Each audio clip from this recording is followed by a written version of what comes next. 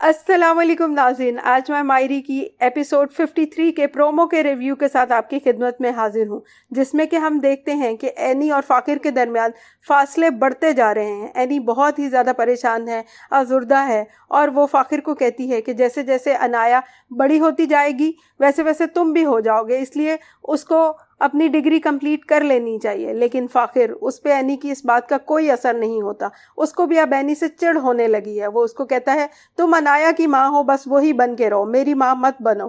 तो नाज़रीन, हमने देखा कि आहिस्ता आहिस्ता एनी भी बिल्कुल बुझ गई है और फ़ाकिर ने भी अपना इंटरेस्ट शादी में, अपनी बेटी में, हर चीज़ में लूज़ कर दिया है।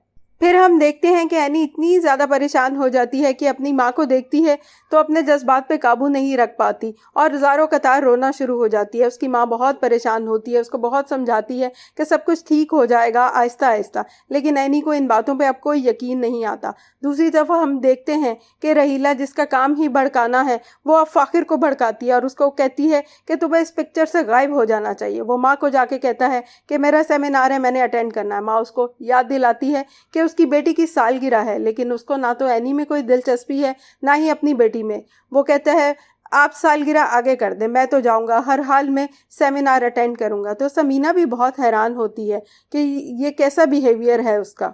और नाज़रीन, फिर हम देखते हैं कि एमन भी एनी के पीछे हाथ धो के पड़ गई है। वो उसको कहती है कि अगर तुमने हमजा को वापस ना बुलाया और मेरी शादी उससे ना करवाई तो फिर देखो कि मैं तुम्हारा क्या हशर नशर करती हूँ। तो नाज़रीन, एनी की ज़िंदगी में पहले ही बहुत मुश्किलें हैं, ऊपर से एमन भी उसके सामने आ खड़ी हुई है। न जाने अब उसका क्या हाल होगा।